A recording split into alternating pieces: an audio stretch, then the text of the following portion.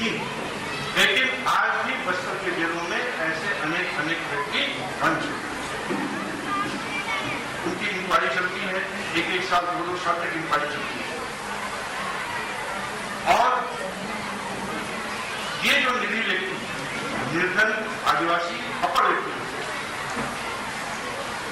उनको मैं ध्यान आकर्षित करूं, जितने भी जुडिशियल मजिस्ट्रेट हैं उनके कोर्ट के सामने लिखा हुआ है कि रिमांड की इस तरह से विधिक सहायता की जाएगी उन पैनल से एडवोकेट से काम करें। लेकिन किसी भी एग्जीक्यूटिव मजिस्ट्रेट के न्यायालय के समक्ष ऐसा कोई होना कोर्ट नहीं लगा हुआ, ऐसा कुछ नहीं लिखा हुआ है कि उनको विधिक सहायता नहीं दी जाएगी। और ऐसे में ये मेरी आदिवासी, ये मेरी अपर व्यक्ति, ये जो कानून का ज्ञान नहीं है, उनको बंद पत्र नहीं करवा कर से किया जाता है। ये होता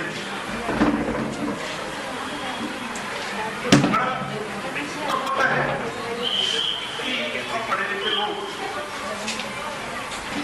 कुछ व्यक्ति का तो बंद पत्र करवाते हैं। जैसे उसके बाजू वाला सेक्शन 110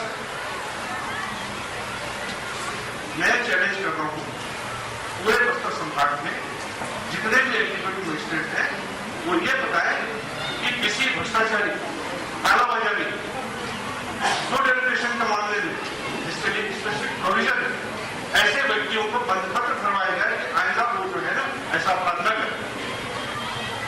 मेरा मानना यह है कि आज तक किसी भी व्यापारी, किसी भी ऐसे ऊंचे लोगों के खिलाफ में ऐसा कोई बंधपत्र नहीं भरा गया है। इसके वजह से आज दिन ब दिन जो है ना भ्रष्टाचार और जेल कसूर के मामले बढ़ते जा रहे हैं। इसके ऊपर में कोई कार्रवाई नहीं की जा रही है। मैं इस मंच से ये आग्रह करूंगा कि इस संबंध में पहल जो है ना संबंधित अधिकारियों से की जाए। दूसरी बात, न्याय की बात उठ रही है। मैं बस्तर का मूल हूं। मैं प्रारंभ से देखता हूं कि बस्तर में जब भी कोई बड़ा कांड होता है, एक पोजीशन इंक्वायरी या एक आयोग बैठा है। इस आयोग से क्या न्याय मिलता है? हमने देखा बरेली का गोलीकांड, हमने देखा लोहरी गोलीकांड, हमने राजमहल परिसर गोलीकांड, आज सब्जीपुरा का कांड चल रहा है, आज तालमेटला चल रहा है, आज जो है सिरम घाटी कांड चल रहा है। इस मामले में पीड़ित व्यक्ति के लिए जो है आयोग बैठे, जिनको पीड़ा हुई उनके लिए आयोग बैठा है, उनको राहत के लिए आयोग बैठा है। क्या उनको राहत मिला? जस्टिस आते हैं, बढ़िया रेमुनरेशन मिलता है, एडवोकेट जाते हैं, बढ़िया फीस मिलती है, न्यूज पेपर बढ़िया खबर मिलती है, और नेताओं को जब पूछा जाता है इस मामले में क्या करते हैं तो लोग कहते हैं उनके लिए शब्द मिलता है कि मामला सब डिविजन। लेकिन जितने भी आयोग हैं, उस आयोग से उस पीड़ित को क्या मिला आज तक कोई बताने को तैयार नहीं है कि उस पीड़ित को क्या सकता है। उस पीड़ित को करोड़ों रुपए खर्च होने के बाद क्या मिला? कुछ। तो इस संगोष्ठी के माध्यम से मैं ये भी निवेदन करना चाहूंगा कि इस मुद्दे को भी जो है ना हम सामने लेकर आए कि ये आयोग क्यों बैठा गया है और इस आयोग से उस पीड़ित को क्या लाभ। अपराध होता है, न्यायालय में जाता है, दंड मिलता है, कम से कम लोगों को राहत मिल जाती है कि हाँ भाई ये जो कृत्य हुए हैं उस कृत्य का दंड उसको मिल गया। लेकिन इस आयोग से उस पीड़ित को कोई लाभ नहीं, क्योंकि एक अधिवक्ता को बांध दिया गया समय से। तो इसलिए मैं ज्यादा नहीं कहना चाहूंगा, इन्हीं पर मैं स्थान ग्रहण करता हूं।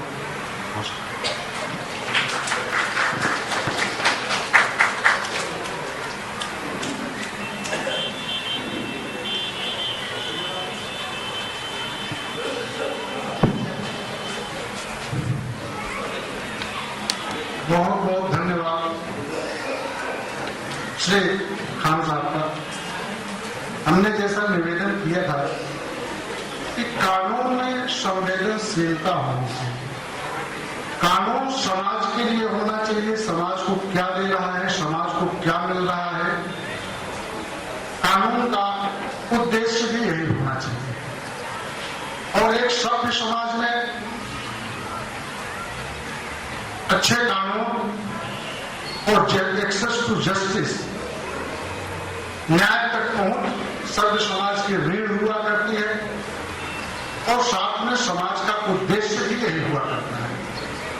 जितने भी उदाहरण हमारे वरिष्ठ अधिवक्ता की ओर से आए, उसके निचोड़ में यदि देखा जाए तो सिर्फ एक चीज मिलती है कि कानून न्याय तो होता है, लेकिन संवेदनशीलता से न्याय नहीं होता। शिकायतकर्ता को या आहत व्यक्ति को क्या मिला, इस पर विचार नहीं होता है। तो ऐसी स्थिति में मैं एक बार पुनः अपने वक्ताओं से निवेदन करना चाहता हूं कि ये जो द्वितीय सेशन चल रहा है ये कुछ हट के है और द्वितीय सेशन में चर्चा जो होनी है वो होनी है उन मुद्दों पे जो कानून तक पहुंचने में बाधा है या कठिनाई है। तो लीगल एड बहुत बड़ा विषय है, उसमें से जो मुख्य चर्चा होनी है वो एक्सेस टू जस्टिस पर होनी है। तो इसी क्रम में मैं अगले वक्ता श्री बाग जी को बुलाना चाहूंगा। और सामाजिक कार्यकर्ता हैं, बस्तर में एनजीओ से जुड़ करके काम कर रहे हैं। तो मैं आग्रह करूंगा श्री बाग जी को कि अपने विचार रखें। धन्यवाद। माननीय सर्वोच्च न्यायालय की सेवानिवृत्त न्यायाधीश महोदय श्री जगत वर्मा साहब, सर्वोच्च न्यायालय के अधिवक्ता खलील साहब, सभी जिलाधीश महोदय, जजेस और एडवोकेट महोदय और सभी उपस्थित साथियों, आज ये विधिक सहायता न्याय की संगोष्ठी में दो शब्द बोलने के लिए हमको एक अवसर मिला, इसलिए हम आयोजक गणों को धन्यवाद देते हैं। मैं एक सामाजिक कार्यकर्ता जिस पहले भी बोल चुके हैं, तो एक संस्था से जुड़े हुए हैं, लोगों के गाँव के में जाके लोगों के साथ जुड़ के काम कर रहे हैं। कुछ बाधा जो होती है विधिक सहायता और न्याय की, उस पर कुछ बातें मैं अपना अनुभव बताना चाहूंगा कि जो पहला तो ये है कि विधिक सहायता क्या होता है, गांव के लोगों को, बहुत लोगों को पता नहीं होता है और जिसके कारण कुछ भी अगर विवाद हो जाता है तो थाना कचहरी कोर्ट के जाते जाते उन लोगों को परेशानी होता है। उसमें कोई सहायता कौन देता है, कहाँ से मिलता है, कौन सहायता करता है, इसके बारे में लोगों को पता नहीं होता है। दूसरा बिंदु है कि अगर कुछ लोग जो जानकार थोड़ा बहुत लिए हैं और कुछ सहायता करना चाहते हैं भी, तो जैसे मैं कुछ छोटा सा 2-3 उदाहरण दूंगा आप लोगों को, जो हमारे साथ जो बीता है ये बताऊंगा कि राइट टू इंफॉर्मेशन के तहत सार्वजनिक वितरण प्रणाली के कुछ अव्यवस्थित था, तो कुछ जगह में कुछ लोग जो जागरूकता कार्यक्रम के तहत हम लोग आगे आए और कुछ जानकारी मांगना शुरू किए, तो उनको भी बहुत सारे धमकियां मिलने लगा। तो सार्वजनिक वितरण प्रणाली जो सभी गरीब लोगों के लिए जो सहायता मददगार होता है, उसका भी व्यवस्थित नहीं होता है पंचायत में, और उसके लिए कोई मदद करता है तो उसको धमकियां मिलता है। उसके बावजूद भी अगर आगे अपील किया जाता है तो फिर अभी तक उसका रिपोर्ट नहीं मिल पाया है। दूसरा है कि एक जगह में एक व्यक्ति एक तालाब को अपने कब्जे में कर लिया और उसको समतलीकरण कर दिया, और उसके लिए गांव के लोग जब उसको मांग किए तो वो विवाद करके आदिवासी थाना में उनके विरोध में केस दायर कर दिया, और उसके लिए भी अभी भी उस केस पेंडिंग है और अभी तक वो समाधान नहीं हो पा रहा है। तो इसमें मेरा कहना यह है कि लोग कि विधिक सहायता न्याय अगर मिलना है तो ज्यादा से ज्यादा लोगों को लिटरेसी करना पड़ेगा, लीगल लिटरेसी का कैंप ज्यादा करना पड़ेगा। और विशेष करके जो विधिक सहायता क्लिनिक जो शायद शहरों में होता है, वो अगर पंचायत स्तर पे भी किया जाए और ज्यादा से ज्यादा लोगों को इसके जानकारी मिले, विधिक सहायता क्या होता है, किससे मिलता है, और ये सबके लिए न्याय, सस्ता न्याय और समय पे न्याय हो, ये अगर सुनिश्चित हो जाए, सब लोगों को जानकारी मिले, तो मेरे ख्याल से विधिक सहायता का समष्टि यहाँ सार्थक होगा।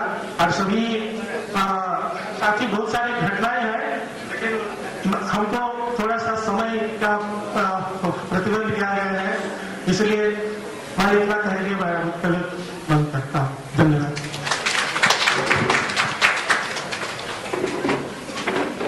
धन्यवाद डॉक्टर।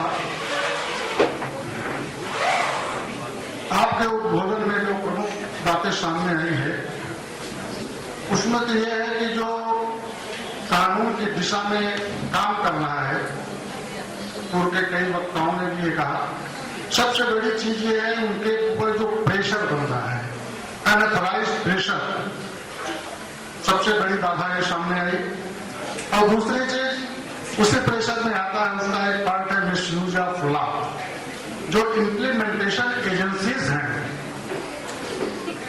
वो जो है अनड्यू इन्फ्लुएंस कर रहे हैं, अनऑथराइज्ड प्रेशर कर रहे हैं, तो बाकी के बातों से बातें आई। जहां तक प्रश्न है मूलभूत भारत